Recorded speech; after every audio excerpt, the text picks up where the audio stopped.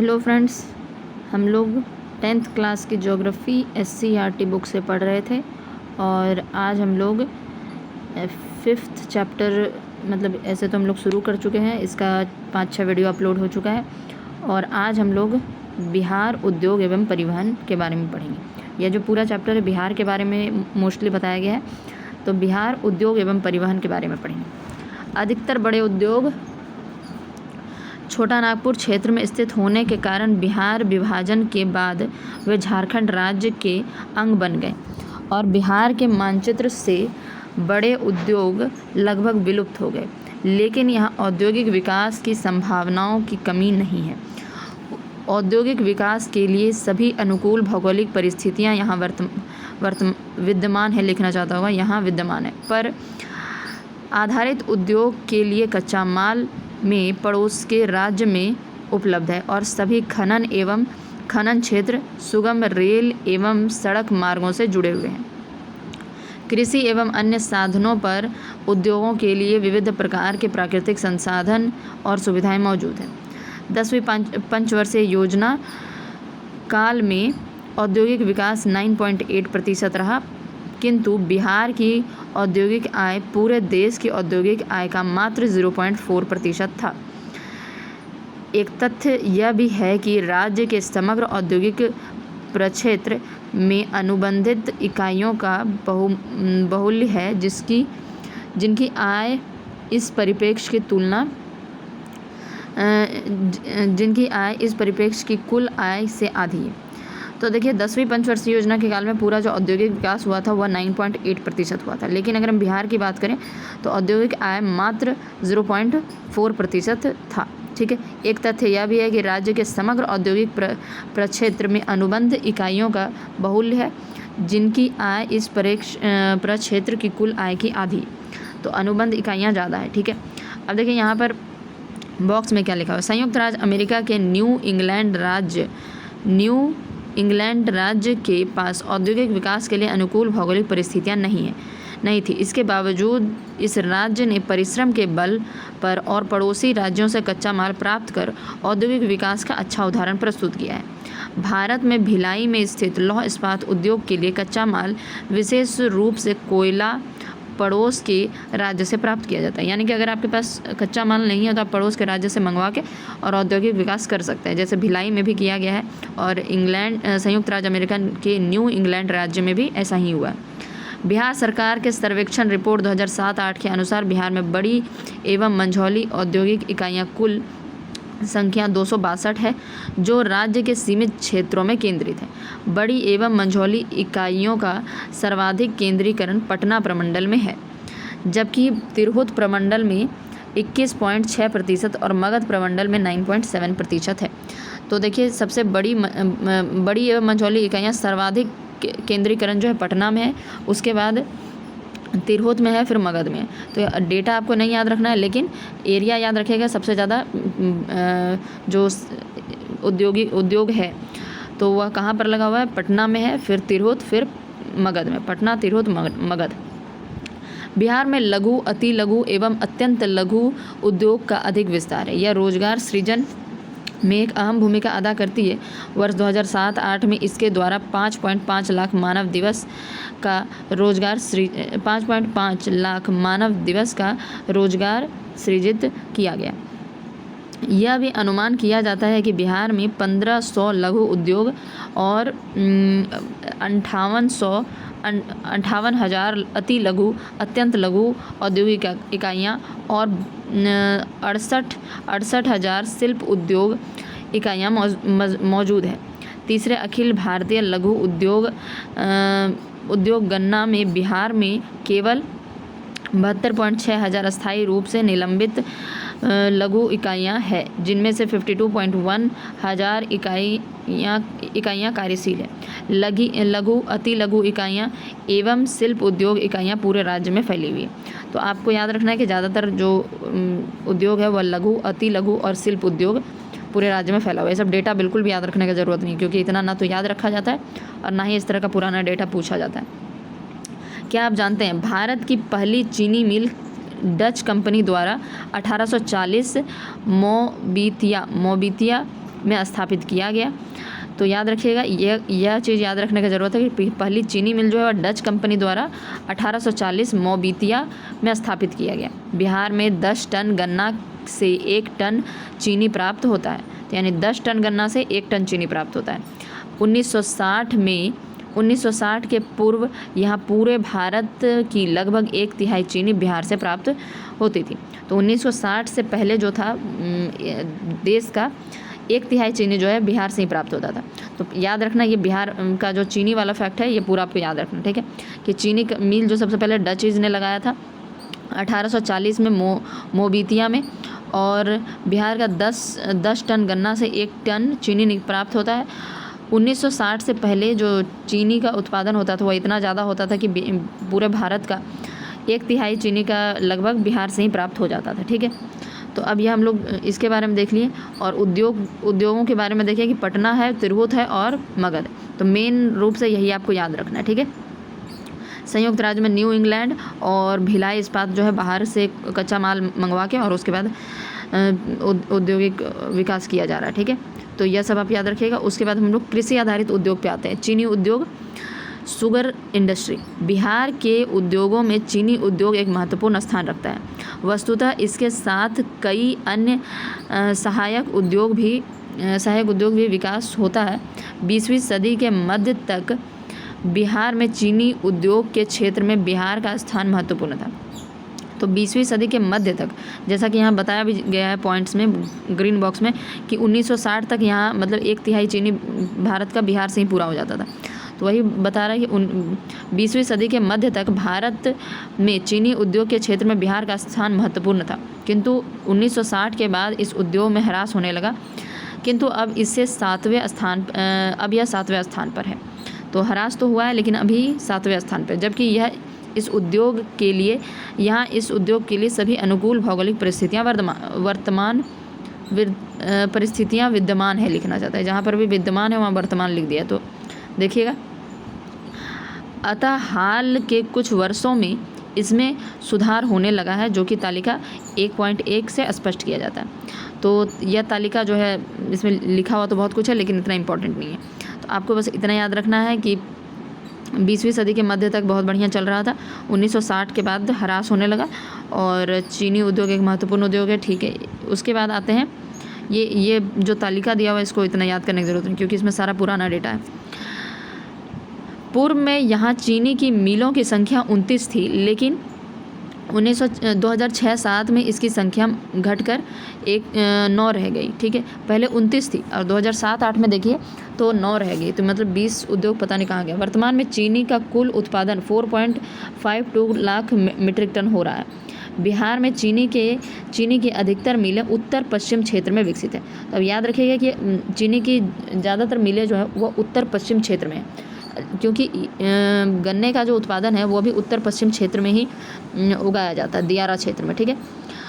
पश्चिमी चंपारण, पूर्वी चंपारण, सिवान, गोपालगंज और सारण जिला में चीनी मिलें केंद्रित है, क्योंकि यह क्षेत्र गन्ना उत्पादन के लिए अत्यंत ही अनुकूल है।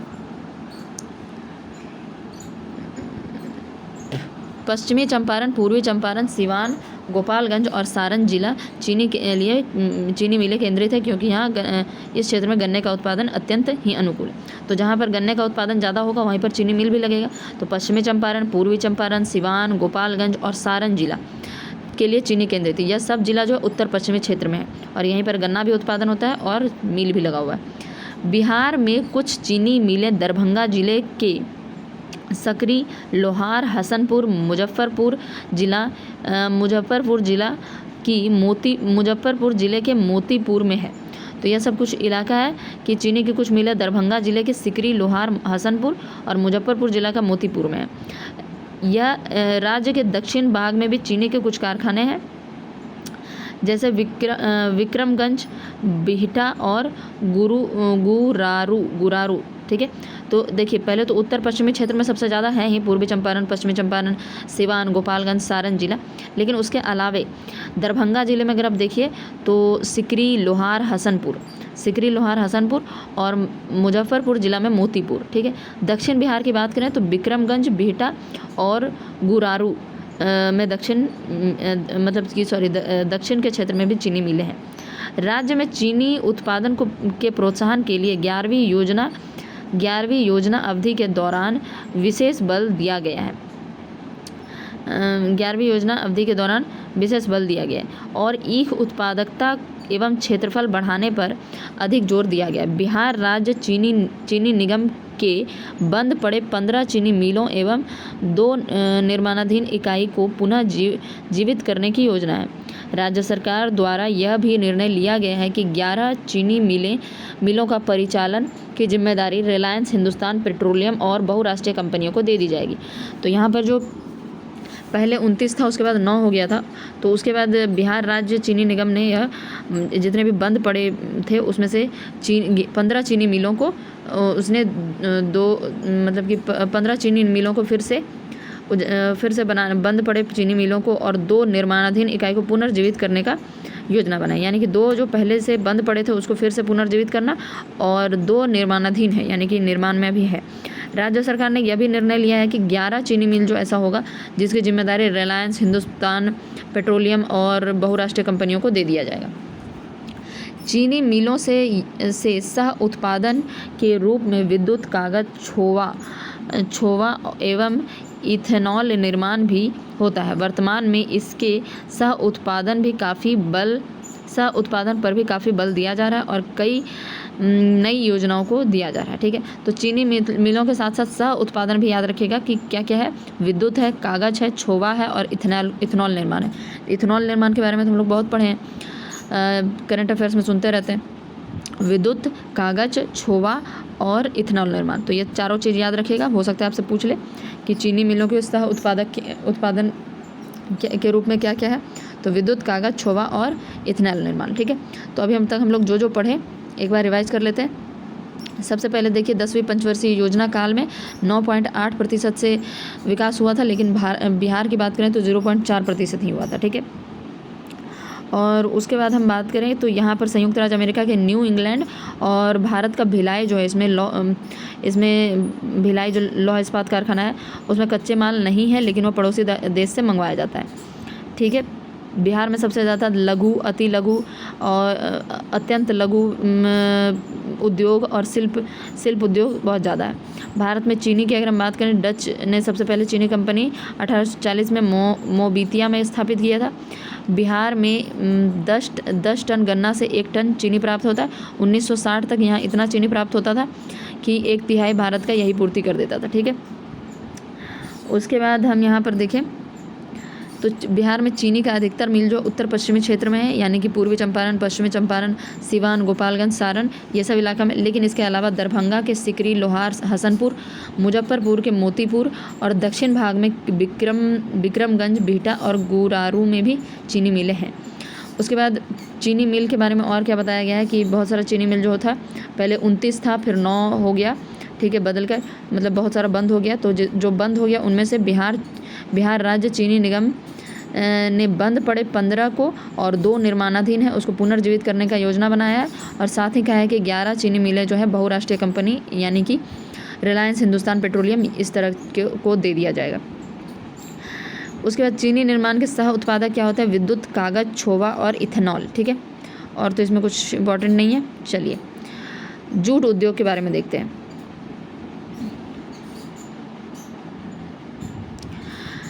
जूट बिहार का ही नहीं बल्कि पूरे भारत का एक महत्वपूर्ण उद्योग है। आज़ादी से पूर्व भारत में 110 जूट कारखाने थे। आज़ादी से पूर्व जूट में 110 कारखाने थे। इनमें से सबसे अधिक पश्चिम बंगाल, बिहार में ही केंद्रित है। तो हम लोग पिछले क्लास में भी पढ़े थे कि फर्स्ट नंबर पे कौन है, पश्चिम बंगाल है, सेकंड नंबर पे असम, फिर तीसरे नंबर पे बिहार है। तो सबसे ज़्यादा बिहार और पश्चिम बंगाल यही सब में जूट की कारखाने हैं। लेकिन आज़ादी के बाद जूट पैदा करने वाला अधिकतर भाग बांग्लादेश में चला गया, जिसके कारण इस उद्योग को भारी झटका लगा। बिहार में जूट के 3 बड़े कारखाने हैं, कटिहार, पूर्णिया, दरभंगा। वर्तमान में सिर्फ कटिहार का कारखाना कार्यरत है। तो जूट के कारखाने 3 जगह हैं, कटिहार, पूर्णिया, दरभंगा, लेकिन कटिहार वाला ही केवल चल रहा है, बाकी पूर्णिया, दरभंगा बंद हो चुका है। तो याद रखिएगा जूट का पहले जो बहुत ज़्यादा कारखाना था, लेकिन जब बांग्लादेश बना तो उसके बाद बहुत सारा कारखाना उधर चला गया। पश्चिम बंगाल, बिहार में सबसे ज़्यादा था। और बिहार में अगर हम जूट के कारखाने की बात करें तो कटिहार, पूर्णिया, दरभंगा, और कटिहार जो है अभी कार्यरत है, बाकी सब बंद हो चुका है।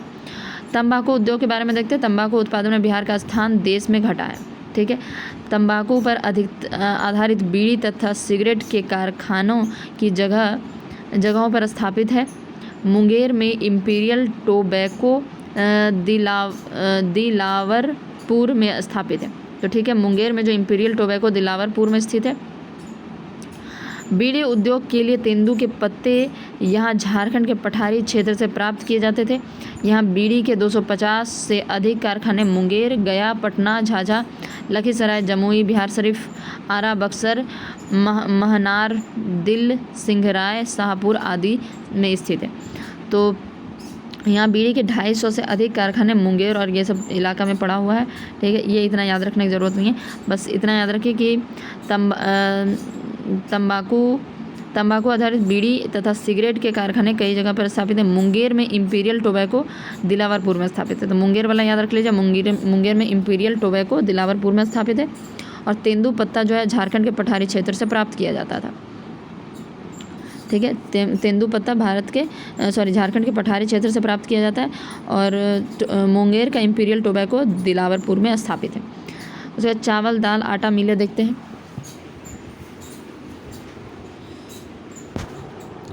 बिहार का सबसे प्रमुख फसल धान है। धान को कूटकर चावल तैयार किया जाता है। बिहार के तराई क्षेत्र में चावल कूटने की अनेक मिलें हैं। दूसरा धान उत्पादन क्षेत्र दक्षिण पश्चिम क्षेत्र जो है दक्षिण पश्चिम है, ठीक है। बिहार में भोजपुर, रोहतास, गया, जहानाबाद, औरंगाबाद है, इसलिए यहाँ अनेक चावल की मिलें विस्तृत है। बिहार में सबसे अधिक चावल की मिलें भोजपुर, रोहतास एवं पूर्वी चंपारण जिलों में। इन जिलों में चावल की मिलों की संख्या 520 है। इसके अतिरिक्त चावल की मिलें शहरों में स्थापित है। यह कार्य घरेलू उद्योग के रूप में गांव में भी किया जाता है। गंगा नदी के दोनों ओर तटीय जलों में दलहन का अधिक उत्पादन होता है, इसलिए यहाँ दलहन की छोटी मिलें विकसित है। इसमें बाढ़, मोकामा, बरबीघा, शेखपुरा, पटना, बिहार शरीफ प्रमुख है। बिहार में गेहूं से आटा, मैदा, सूजी, दलिया बनाने का भी कारखाना है। यहाँ लगभग 2000 आटा मिलें पटना, गया में सबसे अधिक है। भोजपुर, रोहतास, मुजफ्फरपुर, दरभंगा, भागलपुर में भी इसका विकास हुआ। यह सब इतना इम्पोर्टेंट नहीं है, छोटा मोटा फैक्ट्स है। देखिए, चावल जो है सबसे ज़्यादा कहाँ पर पाया जाता है? दक्षिण पश्चिम एरिया में पाया जाता है। तो हम लोग देखे भी है कि रोहतास मतलब गया, रोहतास और कैमूर, रोहतास और औरंगाबाद, ये सब जो है इलाका इसके लिए जाना जाता है। तो रोहतास, गया, जहानाबाद, औरंगाबाद में यह सब भोजपुर, रोहतास, गया, जहानाबाद, औरंगाबाद, ठीक है, यह सब इलाका है। उसके बाद और भी है चावल की मिलें विस्तृत। बिहार में अधिक चावल की मिलें भोजपुर, रोहतास और पूर्वी चंपारण जिले में है। इन जिलों में चावल की मिलों की संख्या 520 है। इसके अतिरिक्त चावल की मिलें शहरों में स्थापित है। यह कार्य घरेलू उद्योग के रूप में गांव में भी किया जाता है। तो यह सब एरिया बस याद रख लीजिएगा कहाँ कहाँ पर होता है। भोजपुर, रोहतास, गया, जहानाबाद, औरंगाबाद, और उसके अलावा पूर्वी चंपारण, मतलब भोजपुर, रोहतास, पूर्वी चंपारण में भी सबसे अधिक है, ठीक है। तो यह एरिया याद रखिएगा, भोजपुर, रोहतास, गया, जहानाबाद, पूर्वी चंपारण, ये एरिया, ठीक है। उसके अलावा जो दलहन की बात कर रहे थे, तो दलहन जो है गंगा नदी के दोनों तटीय जिलों में दलहन की अधिक उत्पादन है। यहाँ पर दलहन की छोटी मिलें विकसित की है। बाढ़, मोकामा, बरबीघा, शेखपुरा, पटना, बिहार शरीफ, ये सब जो जहाँ से गंगा नदी के आसपास का एरिया है, ये सब। उसके बाद आटा मिल के बारे में बताया गया, जो कि इतना इम्पोर्टेंट नहीं है, ठीक है। अब हम लोग तेल मिल के बारे में देखते हैं। बिहार में तीसी, राई, सरसों एवं सूरजमुखी के तेल निकलते हैं और इसकी फसलें भी लगाई जाती है। यहाँ 500 तेल मिलें हैं। बिहार सरकार के प्रतिवेदन के अनुसार इसका विस्तार पूरे राज्य में है, परंतु पटना, गया, जहानाबाद, नालंदा, रोहतास, भोजपुर, मुंगेर, भागलपुर का विस्तृत है। अब ये सब फालतू सा फैक्ट दिया हुआ है, ठीक है, ये सब याद करने का ज़रूरत नहीं है। तो इसमें आपको ज़्यादा कुछ नहीं याद करने की ज़रूरत, थोड़ा बहुत एरिया याद रखिए किधर किधर हो रहा है। ज़रा मेरा मान लीजिए क्वेश्चन कहीं से ये सब में से पूछ लिया तो बता सकेंगे, ठीक है। अब चलिए गैर कृषि आधारित उद्योग के बारे में पढ़ते हैं। ठीक है, चर्म उद्योग। बिहार में गाय भैंस की बड़ी तादाद है तथा उनकी खालों एवं चमड़ों की उच्च गुणवत्ता को देखते हुए चर्म उद्योग के विकास की भारी संभावना है। बिहार में यह उद्योग प्रमुख रूप से कुटीर उद्योग के रूप में विस्तृत है। लगभग 50,000 कारीगर जूता चप्पल निर्माण कार्य में लगे हुए हैं। तो देखिए, गाय भैंस से बड़ी तादाद में चमड़ा और खाल मिल जाता है और उससे कुटीर उद्योग, मतलब बहुत बड़े आकार में कुटीर उद्योग है यहाँ पर। उसके बाद यहाँ पर भी एरिया बताया हुआ है कि अधिकांश चर्म उद्योग बेतिया, मुजफ्फरपुर, पूर्णिया, कटिहार, पटना, आरा, औरंगाबाद में अवस्थित है। चलिए, ये सब बिहार में चर्म उद्योग के 3 संगठन हैं। तो हो गया बिहार राज्य चर्म उद्योग विकास निगम। ठीक है, तो 3 संगठन है चर्म उद्योग का। पहला है बिहार राज्य चर्म उद्योग विकास संगठन। इसके सहयोगी इकाई फिनिश्ड लेदर लिमिटेड के अंतर्गत स्थापित इकाई। उसके बाद ख नंबर में मुजफ्फरपुर में स्थित निजी चर्म शोधन कारखाना। ग नंबर में मोकामा और पटना के दीघा में बाटा चर्म शोधन एवं निर्माण उद्योग। ठीक है, तो तीन उद्योग के बारे में बात किया गया। पहला है बिहार राज्य चर्म उद्योग विकास निगम। इसकी सहयोगी इकाई है फिनिश्ड लेदर लिमिटेड के अंतर्गत स्थापित इकाई। ठीक है, ख नंबर में है मुजफ्फरपुर में स्थित निजी चर्म शोधन कारखाना और ग नंबर में है मोकामा पटना में दीघा का बाटा चर्म शोधन एवं निर्माण उद्योग। ठीक है, तो तीनों इकाई याद रखिएगा। बिहार राज्य चर्म उद्योग विकास निगम, इसी का सहयोगी इकाई है फिनिश्ड लेदर लिमिटेड, और मुजफ्फरपुर में स्थित निजी चर्म शोधन कारखाना है। मोकामा पटना के दीघा में बाटा चर्म शोधन एवं निर्माण उद्योग।